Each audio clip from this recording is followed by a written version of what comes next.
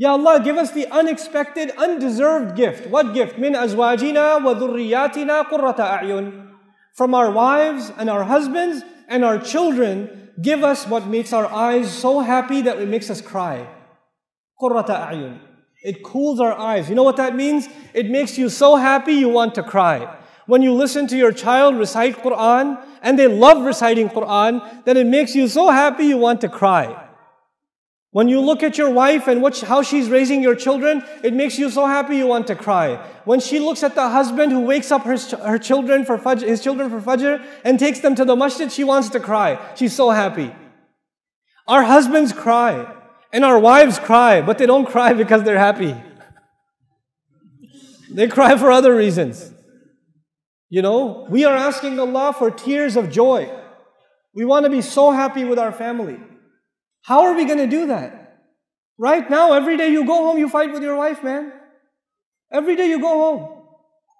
It's like, why were you so late? Why are you asking me? You always ask me. Don't you know there's traffic? Look outside the window. And you start every day. And then you're so angry, then you look at the child and he's like, why are you playing with a toy? Why do you look happy? We don't have happiness here. Where's your homework? The kid's like, I didn't get any homework. You know, why not? I'm going to complain to your school. You know, God, this is not qurrata a'yun. There are people who come to the masjid for salat, and salat is supposed to give you peace. It's supposed to make you calm. It's supposed to settle you down. And then they go home and there's a tornado that walked into the house. Oh, children hide under the bed. You know, the wife gets off the phone. She's like, you know, you cannot be the reason for your family to be afraid of you. You should be a reason for your family to be overjoyed. Your children should they should run to you and hug you when you come home. That's the relationship you should have with your children. And while I'm on this topic, 20 years ago, 30 years ago, 40 years ago, parenting was different. Now it's not the same. You cannot afford to be, I'm talking to the fathers here, you cannot afford to be authorities over your children. You cannot afford that. You have to be friends and authorities with your children. Our fathers were not friends with us. They were authorities.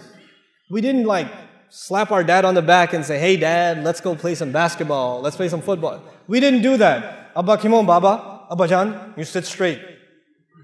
Assalamu alaikum. You get their shoes. That was 20 years ago, 30 years ago. Your kids don't do that. And they won't. We're living in 2013, brothers and sisters. We have to accept reality. Our children are exposed to a lot of things. It doesn't matter if you're in the Muslim world or anywhere else. Ihtiram will remain. You have to respect your parents. But our children, the only one who will give them the love of Islam is you. And you will not be able to give it to them if you're only an authority. If you only yell at them and tell them what to do, but you're not their friend. Every father here should know and master the video games your children play.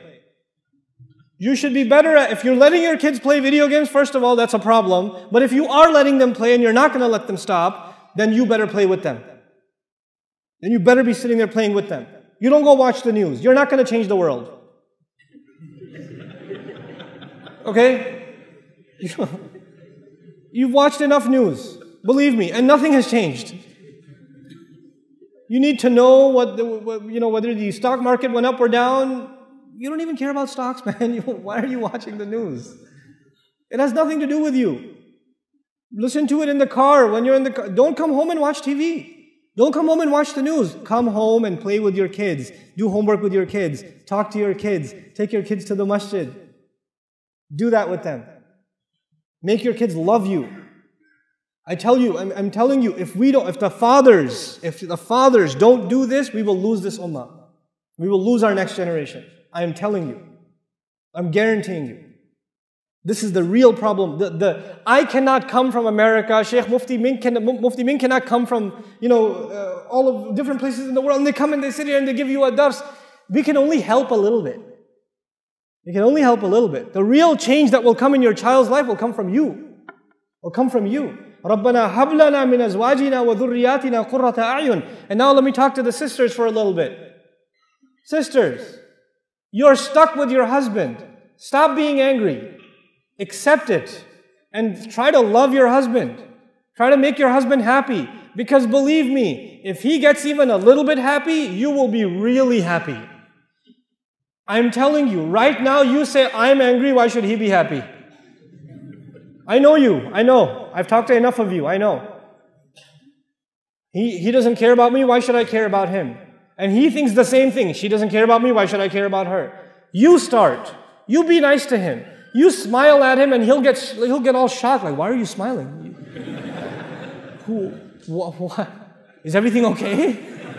You know, is your mother here? Is that why, you know? You know? You have to be nice to your husband. Don't dress up when you go to a wedding. Dress up for your husband. Even if you have 4 kids, it doesn't matter. Dress up for your husband. There's enough shaitan and fitna outside. So your husband should find beauty in you, not anywhere else. You should compliment your wife. You should say nice things to your wife. You shouldn't just always complain. Where are the keys? Where's the mail? Did you get the groceries? Did you do this? Oh, you didn't do anything. Oh, you don't listen to me. Stop, man. There's not enough salt. There's too much salt. There's not enough sugar. There's too much sugar. There's not hot enough. It's too hot. Stop. Stop. Say nice things to your wife. And I know if you're like Indian, Pakistani, then it's very difficult for you. I know. It's very hard to say nice things to your wife. In our culture, if you say nice things to your wife, your ribs hurt. Like, you know, so you have to immediately follow it up with something mean. You have to say something bad right after to balance the equation. You can't just say nice things. So if the food is really good, you're like, oh, aaj to bada acha khana banaya, but I still hate your mother. Like something. You have to, you have to add something, you know. But don't try to be, this is the dua. We are asking Allah to give us so much happiness from our wife and our husband and our children that it makes us want to cry out of joy. How will that happen? You cannot ask Allah for something and not make any effort yourself. It doesn't work that way. You cannot say, Rabbi ja'alni muqim as-salati. Ya Allah, make me establisher of the prayer. And you're sitting, lying down in bed, adhan's going on, you're like, Rabbi ja'alni muqim as-salati. Allah is not going to send you angels that carry you and lift you to the salat and then they make you make ruku and get you back up. You got to get up yourself, man. You make dua and you make some effort yourself. You're not going to make dua and all of a sudden your wife will start loving you. No, you have to show her love too. You have to do that. You have to make some effort in the house. I am telling you, this is the work of the ummah today, fixing the family.